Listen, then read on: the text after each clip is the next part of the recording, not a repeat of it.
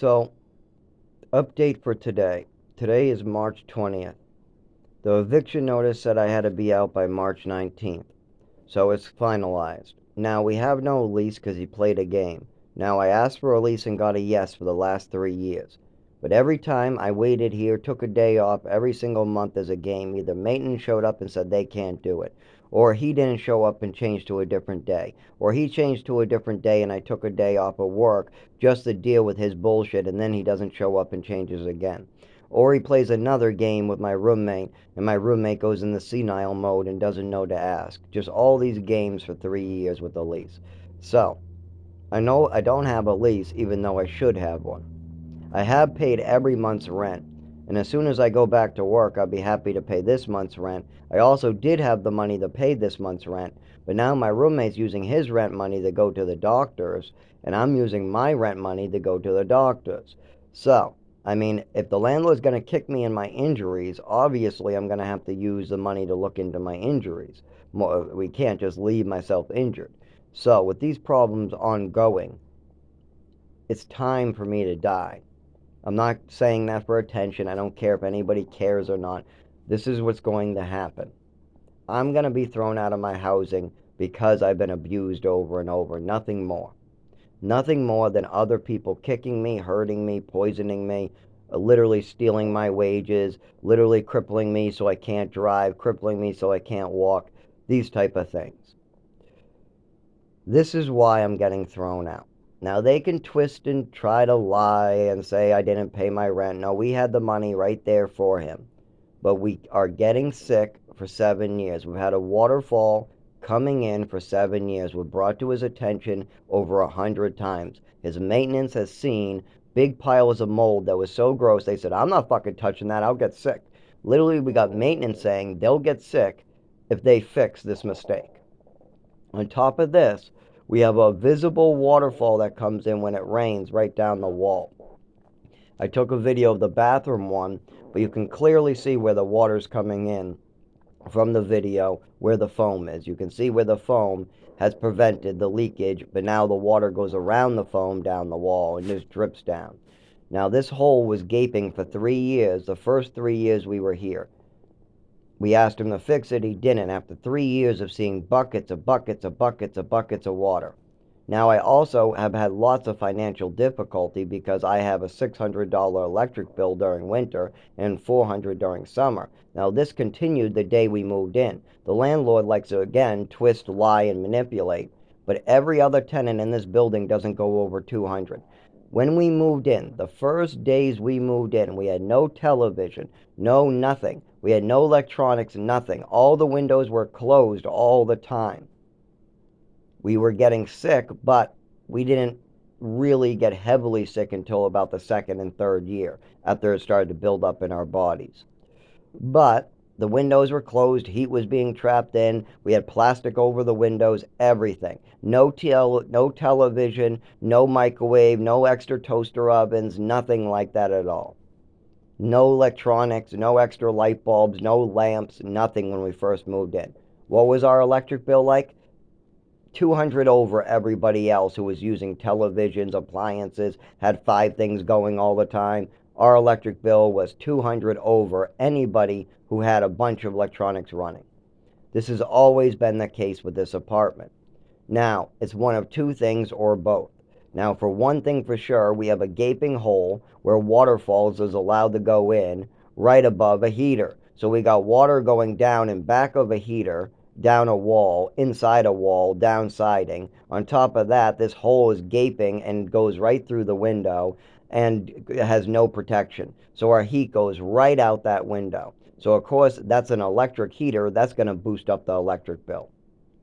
Second of all, it seems like from day one that there's a lot of electrical twisting of this building. It almost seems like there are things wired into the hallway, what are the landlord's responsibility, that might be wired into our apartment. Because our bills are way ridiculous even when we shut down everything in our apartment. We turned off all the heaters for a whole year. We use no heat. We use gas heat just for one like 3 month period during winter. We just ran that to see what would happen. Our bill wasn't reflected at all. It went down a tiny bit, but there was still a big chunk, like $300 being taken from someplace. And it's not our apartment. It doesn't make any sense. I mean, with the heater going out the window, I figured that will boost up the bill no matter what. But there's something else going on with $600 electric bills while everybody else pays 92, 72, 122. The highest I've heard is 179. Meanwhile, we're getting 600 and our last one was 800.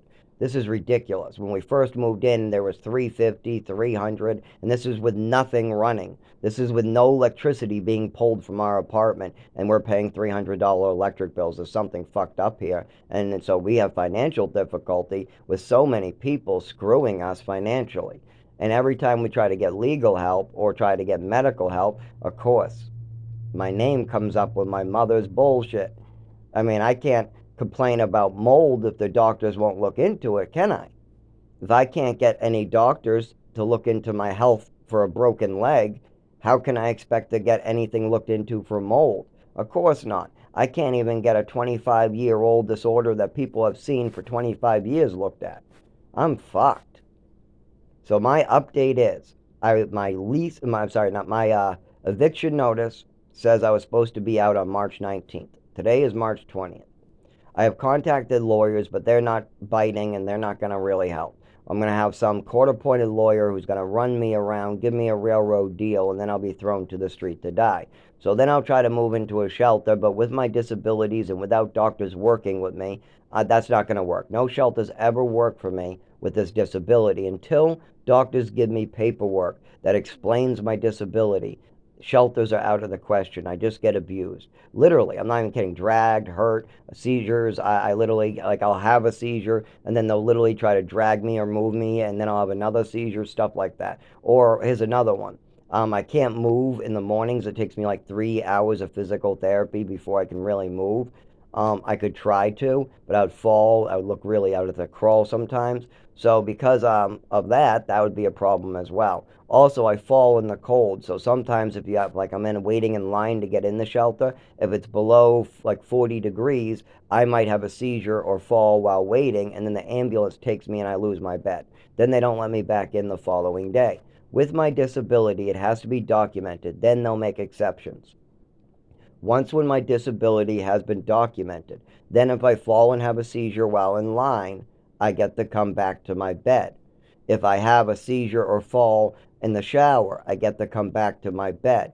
If in the morning I have trouble moving, I just have to get a cane and do my best, get moving anyways. I still have to get moving, but they'll give me an extra minute, maybe 60 seconds to try, or they'll let me crawl on my hands and knees to move and then issue in a wheelchair or something. I don't know. But they'll work with me. But without this documentation from a doctor, I get thrown out to live in the woods. Then I end up having seizures, falling, dying in the woods. So then they cut off my clothing. At this point, they bring me to the emergency room. The emergency room won't help me thanks to my mother's manipulations. She spent 15 years making sure that nobody would ever help me with this. She committed many, many crimes right before she died from poisoning herself with alcohol and drugs. And I don't care what anybody says because I watched it. I watched her literally get released from the hospital to see her family with 20% of her liver working. Her skin is yellow tinted. She's not totally yellow yet, but she's yellow tinted. At this point, she comes right in the door. Not even been 5 minutes yet. She's been in the emergency room with liver failure for months. She literally has only 20% of her liver working. She has to go back into the emergency room to live there because she's still in liver failure. And she goes right to the liquor cabinet and starts drinking. She doesn't say, hello, Zach. She doesn't give me a hug. No, she goes right to drinking. She has no concern about her own health. She has no concern about how she's acting. She has no concern about the people around her. No, she just has concern about going to that liquor cabinet and drinking some more. And then my father allows this behavior, goes in the kitchen, and starts thinking about drinking himself. Meanwhile, I'm the only adult in the situation that says this needs to stop. You cannot drink, Mom. And then I go to my father and say, hey, Dad, you need to stop this. So if you try to tell me that alcohol did not kill my mother, that's just a slap in the face. You're nonsense. I watched it happen. I watched it as she was dying. I watched alcohol kill her as she was dying. and I watched her pop my own Vicodin and my own pills a couple years before this. So I know what harmed my mother. I know it was a mental illness that wasn't being treated. That's what got her. I mean, her liver is what failed, but her actions are what made it fail. And so, yes, I had to live through this. Now, her death certificate says just liver failure because I wasn't allowed, nobody talked to me. I was never allowed to speak on the record. I was literally slapped around if I tried. Oh no, if I try to speak on the record and it didn't make my parents look good or didn't agree with them, my mother would slap me, absolutely. Or she would just yell at me and scream at me and try to twist my mind and confuse me into believing her nonsense. This is what I had to live through. Now, at 31 years old, I've built a life. I have a great job I love. I have an apartment, a deadly apartment, but I could move to another apartment or I could move into a car and a van if I was able to drive, which I could drive if we had documentation of my disability. If we had documentation of my disability, there are medications that would get me steady enough to drive. There's no doubt in my mind about that. But at this point, with me failing worse and worse health wise, I'm not so sure that those medications are still going to work 5 years down the line with me getting hurt over and over. I mean, I've already, each head injury does untold amount of damage to that I can't even look into. When I try to go to the doctors, they give me runarounds and they try to treat physical illnesses with psych treatments. I'm not even kidding. They try to use psychiatric treatments to treat things like broken legs, GI, black urine. They think it's all, I mean, until they see it. Once when the doctors see it, they change totally. Then they're like, oh, we wasted this kid's time. They try to pass me to a different doctor because now they made me a bunch of mistakes and they don't want to get into a malpractice suit. So then they pass me to another doctor and another doctor and another doctor. Or if I try to stay with them, they just cut off all care. They stop answering the phone. They don't approve any testing. They won't touch me.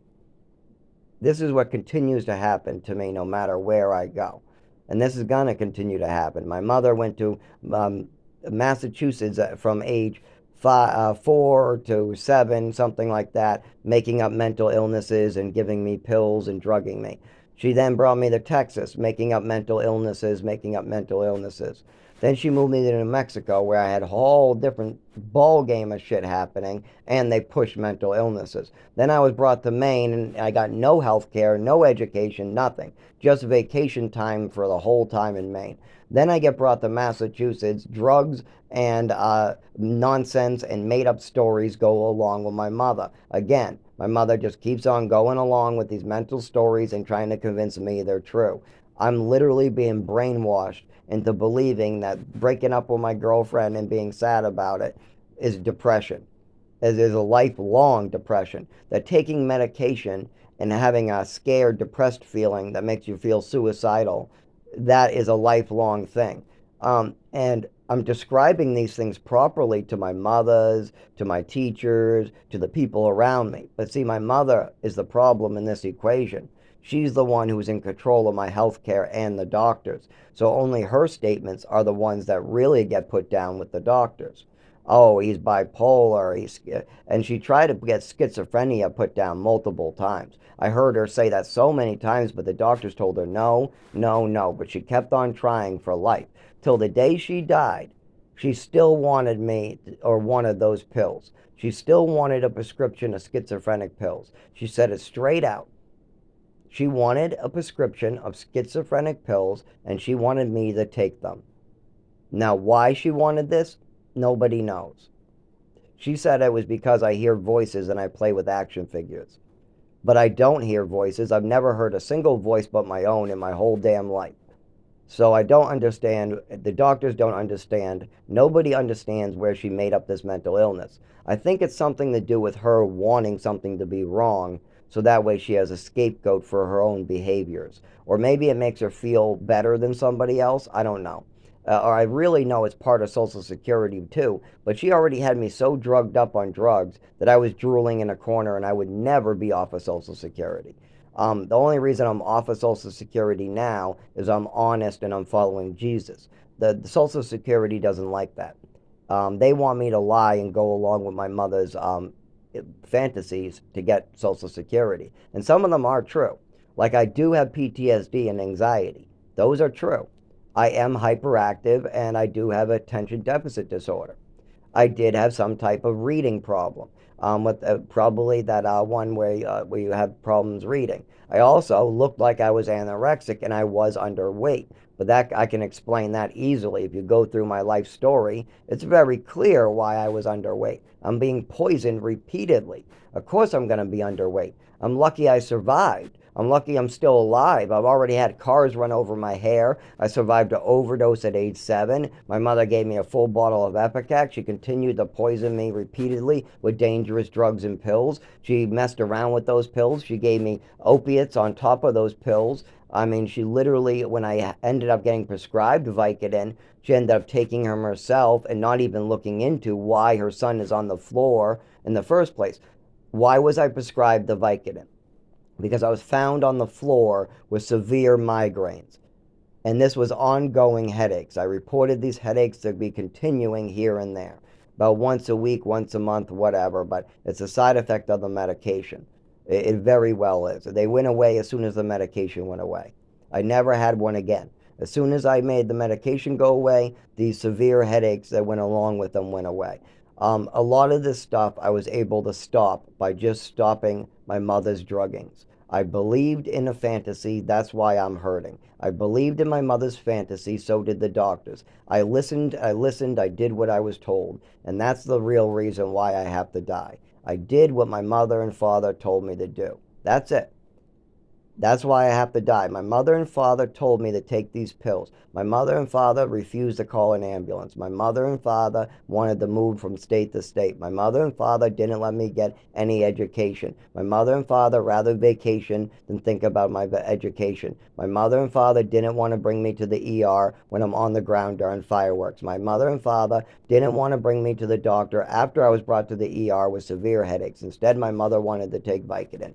My mother and father didn't want to look into or listen to their sons at all. Not any of their sons. My mother and father didn't want to listen to any of their 3 sons. Each of their 3 sons came forward with problems with this mother, and nobody wanted to listen.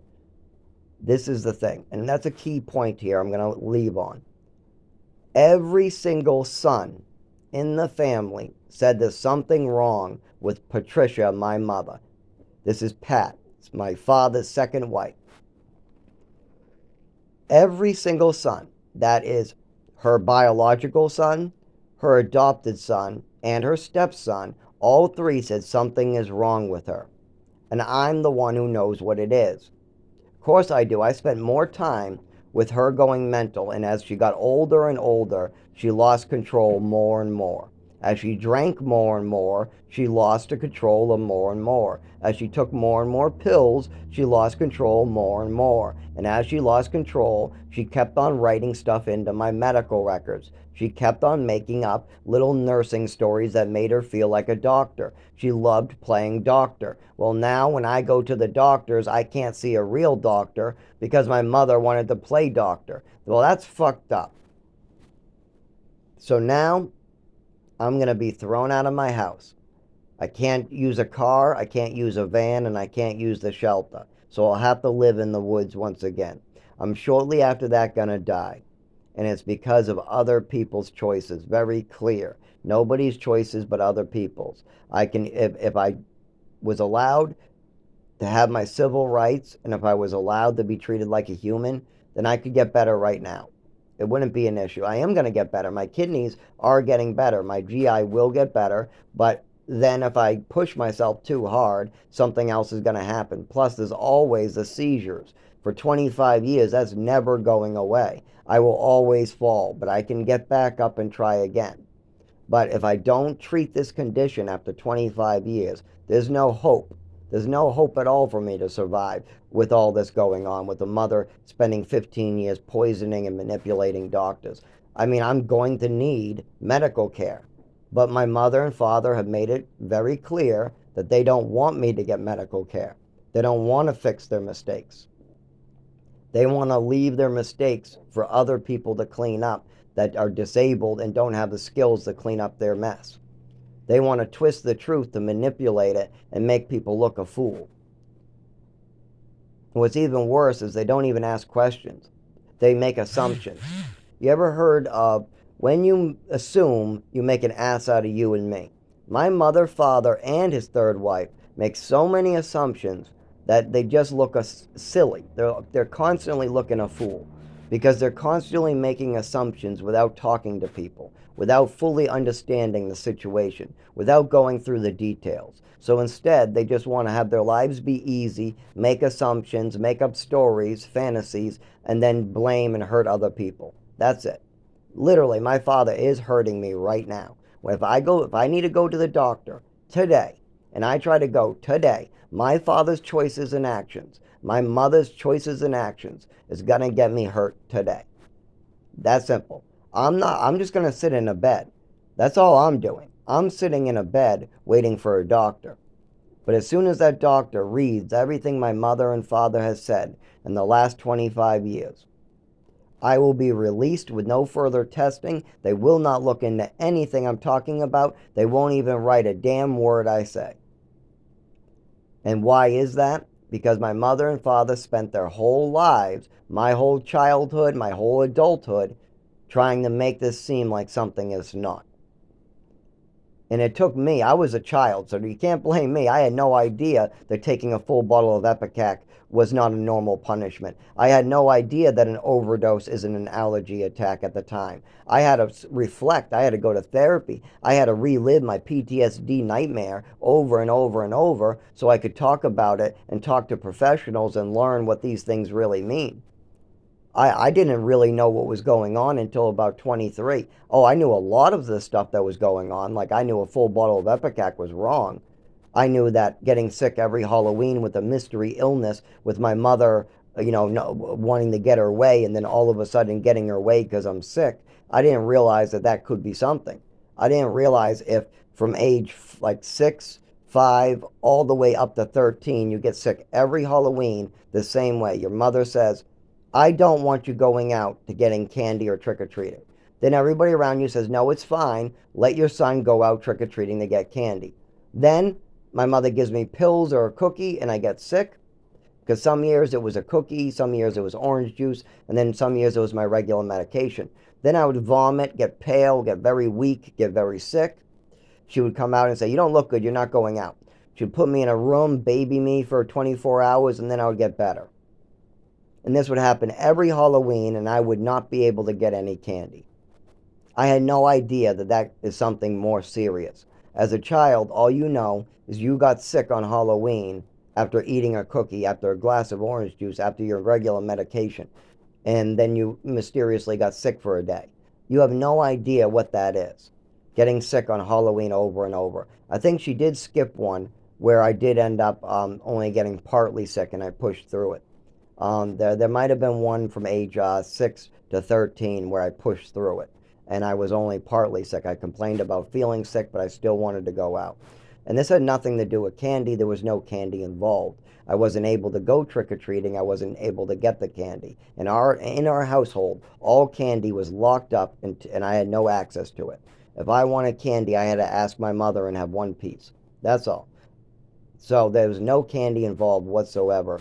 This was literally just my mother wanting me not to go out, other people saying no, he should be allowed to go out, and then her getting her way in a very unusual way where I get sick all of a sudden. These things aren't normal. I need medical care badly. With a mother like mine, I'm going to need medical care for the rest of my life. But my mother took evasive action and made sure I would never, ever get proper medical care.